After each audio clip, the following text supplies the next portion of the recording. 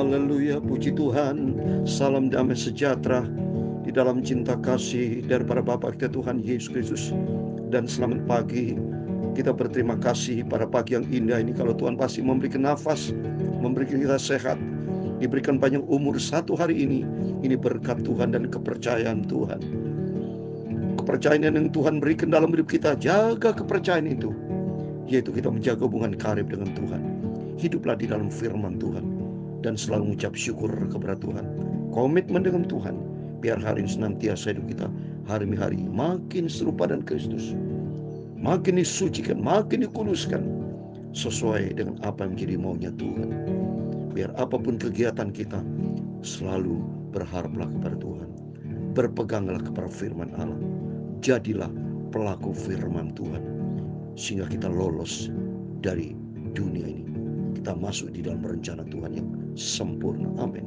Saya Pastor Yakob Rahmat akan menyanyikan pujian Suci, Suci Allah Bapa, karena Allah itu kudus. Firman Allah pada pagi hari ini tentang ketidaktahiran perempuan dan laki-laki. Suci, suci, haleluya. Suci Allah Bapa, Allah yang di dalam surga, amin, haleluya. Bumi langit tujuh kuasanya, ku pandang saja padamu, amin, haleluya. Suci, oh suci, amin, haleluya. Suci, amin, haleluya.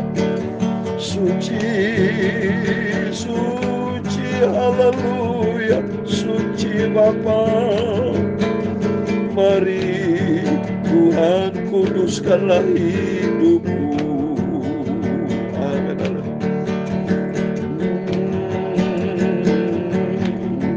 Dalam 1 Petrus pasal 1 ayat 15 dan ayat 16, demikian firman Tuhan, amin, haleluya. Tetapi hendaklah kamu menjadi kudus di dalam seluruh hidupmu, sama seperti Dia yang kudus yang telah memanggil kamu, amin, haleluya.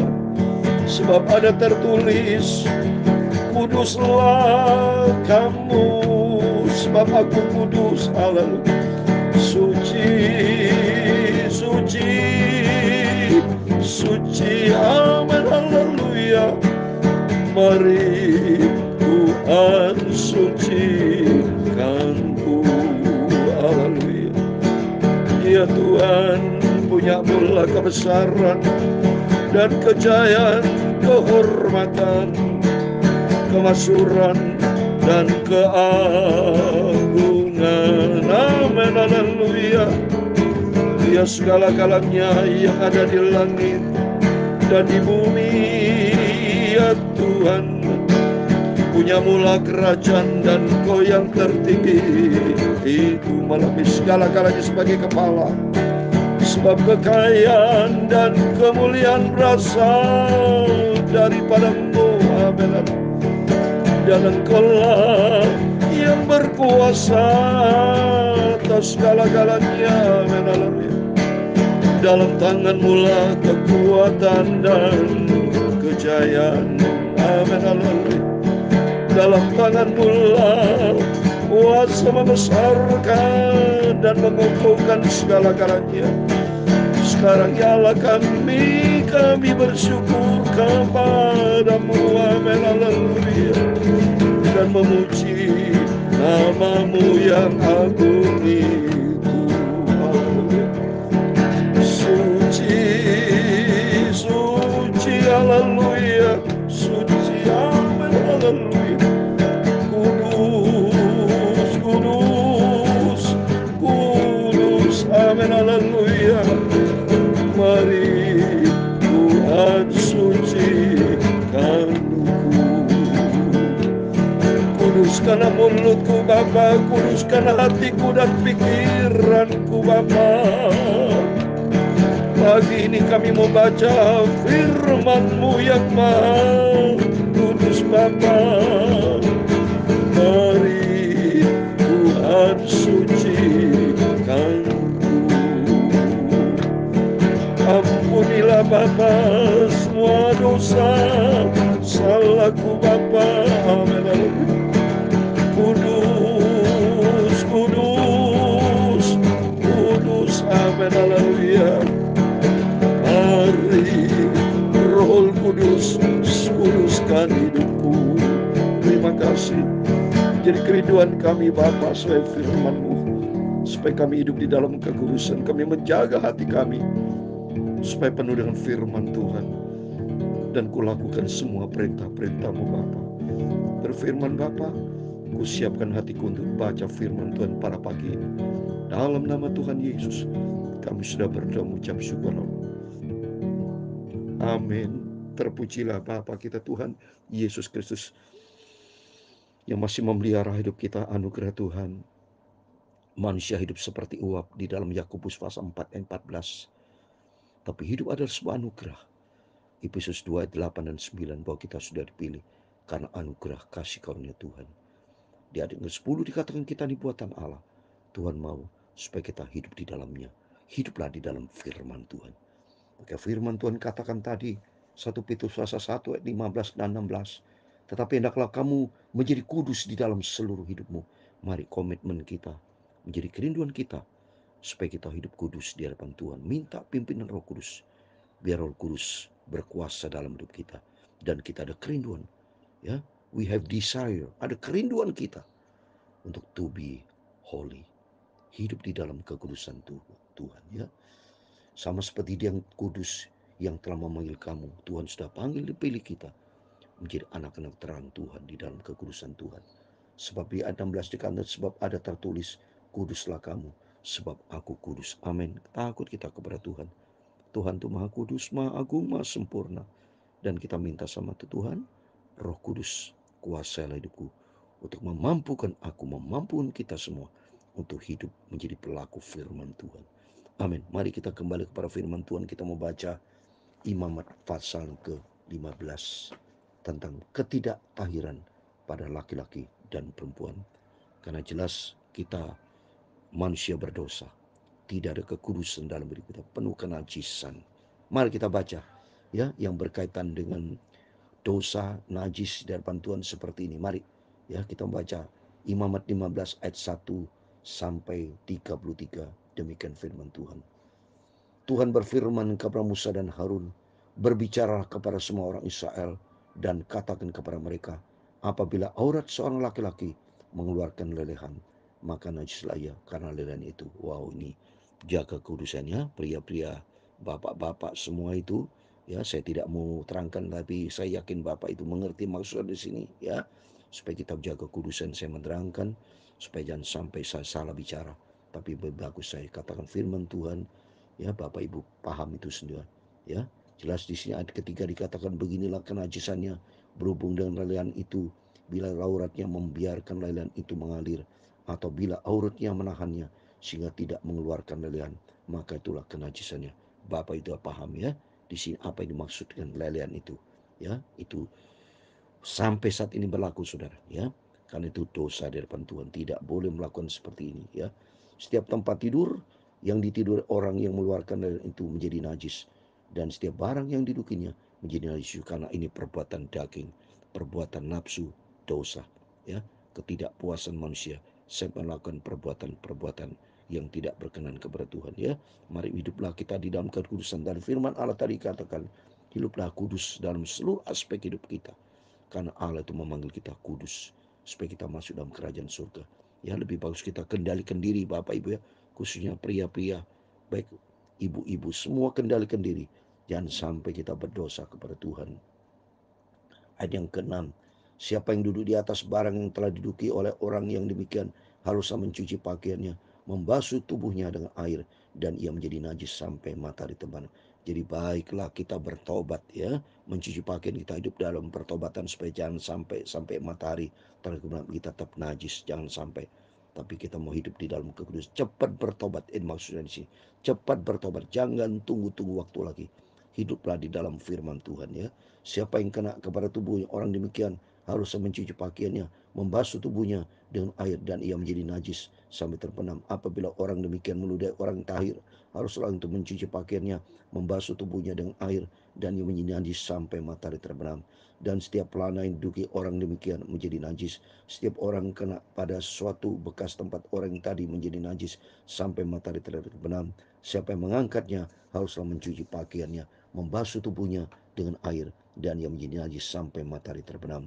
Dan setiap orang yang kena pada orang demikian, sedang orang itu tidak mencuci tangan dahulu dengan air, haruslah mencuci pakaiannya, membasuh tubuhnya dengan air, dan ia menjadi najis sampai matahari terbenam ya. Jadi hari terbenam, diukur hari itu dari matahari terbit dan matahari terbenam. Perbedaan waktu 12 jam ya. Oleh itu mari kita takut sama Tuhan supaya kita jaga hidup di dalam kekudusan. Jangan lambat-lambat, cepat bertobat. Jadi katakan sampai matahari terbenam kita harus bertobat, jangan sampai menjadi najis ya. Berdosa kita kepada Tuhan. Kalau orang itu kena pada belanga tanah, itu haruslah dipecahkannya, dan setiap perkakak kayu harus dicuci dengan air. Apabila orang demikian sudah bersih dari lelehannya, ia harus menghitung 7 hari lagi untuk dapat dinyatakan tahir, lalu mencuci pakaiannya, membasuh tubuhnya dengan air mengalir, maka ia menjadi tahir. Pada hari yang ke-8 ia harus mengambil 2 ekor burung tekukur, 2 ekor anak burung merpati, dan datang ke hadapan Tuhan ke pintu kemah pertemuan dan menyerahkan burung itu kepada imam. Kalau kita berdosa kepada Tuhan saat ini, mari mungkin Bapak Ibu bisa datang kepada hamba Tuhan, utarakan pribadi 4 mata ya. Ada dosa, ada kesalahan apa yang tidak berkenan kepada Tuhan, itu berdampak. Kalau kita dosa simpen dosa, maka berlaku di dalam Yesaya 59 ayat 1, ditekan bukan tangan Tuhan tidak kurang panjang ya, bukankah telinganya tidak mau mendengar. Saya mau baca ya, Yesaya 59 ayat 1 dan 2, demikian firman Tuhan, sesungguhnya tangan Tuhan tidak kurang panjang untuk menyelamatkan, dan pendengarnya tidak kurang tajam untuk mendengar, tetapi yang merupakan pemisah antara kamu dan Allahmu ialah segala kejahatanmu, dan yang membuat dia menyembunyikan diri terhadap kamu sehingga ia tidak mendengar ialah segala dosa. Mari kita bertobat sama Tuhan. Jangan sampai nanti Tuhan itu marah sama kita, terlambat kita, pintu tertutup. Ya, seperti dalam Roma 11 ayat 22, perhatikan kemurahan dan kekerasan Allah. Galatia 6 ayat 7, Allah tidak memberikan diri dipermainkan. Kalau mempermainkan Tuhan ada risiko yang harus kita tanggung ya. Terus berikutnya saya mau baca, lalu imam harus mempersembahkan yang seekor sebagai korban penghapus dosa, dan yang seekor lagi sebagai korban pembakaran. Dengan demikian imam mengadakan pendamaian bagi orang itu di hadapan Tuhan karena liannya. Jadikan bertobat ya, hidup dalam keadaan bertobat. Jadi intinya harus bertobat saudara. Apabila seorang laki-laki tertumpah maninya, ia harus membasuh seluruh tubuhnya dengan air, dan ia menjadi najis sampai terbenam. Jadi perbuatan itu ya dosa sama Tuhan ya. Bapak Ibu sudah jelas ya. Tiap pakaian dan setiap kulit yang kena tumpahan mani itu harus dicuci dengan air dan menjadi najis sampai matahari terbenam. Jika seorang perempuan kalau seorang laki-laki tidur dengan dia dengan ada tumpahan mani, maka keduanya harus membasuh tubuhnya dengan air dan mereka menjadi najis sampai matahari. Dua-duanya jatuh di dalam dosa. Tidak boleh main-main ini ya. Ini namanya perjinan, tidak boleh terjadi. Laki dan perempuan dosa depan Tuhan. Apabila seorang perempuan mengeluarkan lehan dan lehan itu adalah darah dan auratnya, ia harus 7 hari lamanya dalam cemar kainnya, dan setiap orang kena kepadanya menjadi najis sampai matahari terbenam. Segala sesuatu yang ditidurnya selama ia cemar kain menjadi najis, dan segala sesuatu yang didudukinya menjadi najis juga. Setiap orang yang kena kepada tempat tidur perempuan itu harus mencuci pakaiannya, membasuh tubuhnya dengan air, dan ia menjadi najis sampai matahari terbenam. Setiap orang yang kena kepada suatu barang yang diduduki perempuan itu harus mencuci pakaiannya, membasuh diri dengan air, dan ia menjadi najis sampai matahari terbenam. Jadi semuanya bisa menyebabkan dosa najis di hadapan Tuhan. Maka perhatikanlah aturan Tuhan.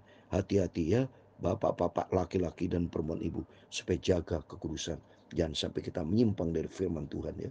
Juga pada waktu ia kena pada sesuatu yang ada di tempat tidur atau di atas barang yang diduduki perempuan itu, ia menjadi najis sampai matahari terbenam.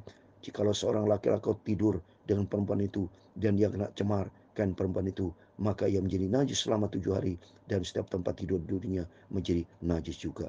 Apabila seorang perempuan berhari lamanya mengeluarkan lehan, yakni lelehan darah yang bukan pada waktu cemar kainnya, atau apabila ia mengeluarkan lelehan itu lebih lama daripada waktu cemar kainnya, maka selama lelehannya yang najis itu, perempuan itu adalah seperti pada hari cemar kainnya, yakni ia najis. Semua di hadapan Tuhan najis, kita semua, berarti kita semua najis di hadapan Tuhan, tidak berkenan. Kita menjadi suci karena anugerah Tuhan. Di sini Tuhan buka supaya menyadarkan kita bersama bahwa kita adalah orang yang tidak ada arti apa-apa. Kita bisa dipakai Tuhan, bisa berkenan kepada Tuhan, bisa melayani pekerjaan Tuhan seperti saya, Bapak, Ibu, hamba Tuhan yang diizinkan, yang dipercayakan Tuhan melayani pekerjaan Tuhan, anugerah Tuhan. Kalau tidak, semuanya najis di hadapan Tuhan. Setiap tempat tidur yang ditidurnya selama yang mengeluarkan lelehan haruslah baginya seperti tempat tidur pada itu cemar kainnya, dan setiap barang didudukinya menjadi najis sama seperti kenajisan cemar kainnya. Setiap orang kena kepada barang-barang itu menjadi najis, dan ia harus mencuci pakaiannya, membasuh tubuhnya dengan air, dan ia menjadi najis sampai mari terbenam. Tapi jikalau perempuan itu sudah tahir lelehannya, ia harus menghitung 7 hari lagi, sudah itu barulah ia menjadi tahir. Pada hari yang ke-8 ia harus mengambil 2 ekor burung terkukur, 2 ekor anak burung merpati, dan membawanya kepada imam ke pintu kemah pertemuan. Imam harus mempersembahkan yang seekor sebagai korban penghapus dosa, dan yang seekor lagi sebagai korban bakaran. Demikian imam harus mengadakan pendamaian bagi orang itu di hadapan Tuhan, karena liannya najis. Jadi kalau kita jatuh di dalam dosa, harus kita bertobat, ya, melalui, ya, persembahan, yaitu apa? Seekor sebagai korban penghapus dosa, ya. Itu melalui korban Yesus sudah rela berkorban di atas kayu salib. Dan yang satu lagi, kita harus berhenti stop dosa, pikul salib Yesus, ya, sehingga demikian baru nanti akan terjadi korban pendamaian, ada pendamaian, damai dengan Tuhan. Kalau kita hidup bertobat, karena Yesus sudah rela mati berkorban untuk kita, Yesus sudah mati melakukan yang terbaik, dan respon kita, mari kita mau bertobat, hidup di dalam kekudusan, hidup di dalam firman Tuhan. Jangan sampai Tuhan katakan kita najis, karena di surga tidak ada barang najis, di surga penuh dengan tempat kekudusan Tuhan, ya. Ayat 31, beginilah kamu harus menghindarkan orang Israel dari kenajisannya, supaya mereka jangan mati dalam kenajisannya. Bila mereka menajiskan kemah suciku yang ada di tengah-tengah mereka itu, jangan sampai mati, tinggalkan dosa. Jangan sampai, artinya kita pada akhirnya tetap main-main dengan dosa. Ini dipanggil sama Tuhan. Dan kalau sampai kondisinya seperti itu, saya no statement, saudara. Saudara tanggung jawab sama Tuhan. Yang penting selama kita hidup, mari kita hidup dalam firman Tuhan. Jangan main-main dengan dosa. Ayat 32, 33 yang terakhir. Itulah hukum tentang seorang laki-laki yang mengeluarkan lelehan atau yang tertumpah maninya menyebabkan dia najis. Seperti perbuatan ini najis, tidak boleh, ya. Saudara lakukan ini, ya. Termasuk yang masih single-single, jangan melakukan perbuatan seperti ini. Kita takut sama Tuhan. Dan tentang seorang perempuan yang bercemar kain, dan tentang seorang baik laki-laki maupun perempuan yang mengeluarkan lelehan, dan tentang laki-laki yang tidur dengan perempuan yang najis. Amin. Demikian firman Tuhan. Imamat pasal 15 ayat 133 tentang hubungan laki-laki dan perempuan melakukan perbuatan-perbuatan yang najis yang sudah kita baca. Ya, Bapak Ibu sudah jelas di situ maksudnya apa. Tidak perlu saya terangkan, Bapak Ibu sudah ngerti. Ya, yang penting dari nasihat saya, marilah kita kejar kekudusan. Hiduplah di dalam kekudusan firman Tuhan. Jadilah pelaku firman. Karena apa yang kita kerjakan Tuhan lihat dari surga. Karena semua itu nanti ada rapotnya, Bapak Ibu. Jadi kerinduan kita supaya rapot kita ada tinta-tinta emas, penuh dengan kemuliaan Tuhan, sehingga hidup kita berkenan sama Tuhan. Mari kita minta sama Tuhan. Tuhan, sucikan hidupku, karena Allah itu kudus. Tanpa kudusan, Ibrani 12 ayat 14, tidak mungkin orang bisa berjumpa dengan Tuhan. Suci, suci, amin. Suci Allah Bapa, Allah yang di dalam surga, amin, haleluya. Bumi, langit, semua ciptaan Tuhan adalah kuasa Tuhan. Ku pandang saja padamu Tuhan Yesus, amin, haleluya. Suci, suci, suci, amin, haleluya. Kudus, kudus, kudus, amin, haleluya. Mari Tuhan sucikanku, amin, haleluya. Tuhan memberkati engkau dan melindungi engkau. Tuhan menyinari engkau dengan wajahnya dan memberi engkau kasih karunia. Tuhan menghadapkan wajahnya kepadamu dan memberi engkau damai sejahtera. Amin, haleluya. Bapa kami yang di surga, dikuduskanlah namamu. Datanglah kerajaanmu, jadilah kehendakmu di bumi seperti di surga. Amin, haleluya. Berikanlah kami pada hari ini makanan kami yang secukupnya, dan ampunilah kami akan kesalahan kami. Amin, haleluya. Seperti kami juga mengampuni orang bersalah kepada kami. Amin, haleluya. Dan janganlah membawa kami ke dalam pencobaan. Amin, haleluya. Tetapi lepaskanlah kami daripada yang jahat. Amin, haleluya. Karena Engkaulah yang mempunyai kerajaan dan kuasa. Amin, haleluya. Dan kemuliaan sampai selama-lamanya. Amin.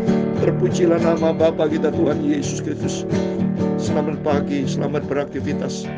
Mari berpegang kepada firman Allah. Kita mau berjaga dan berdoa, dan hiduplah di dalam kekudusan, dalam pekerjaan, dalam pelayanan, dalam apapun juga. Hiduplah di dalam kebenaran firman Tuhan. Tuhan memberkati. Tuhan bersama kita, Immanuel.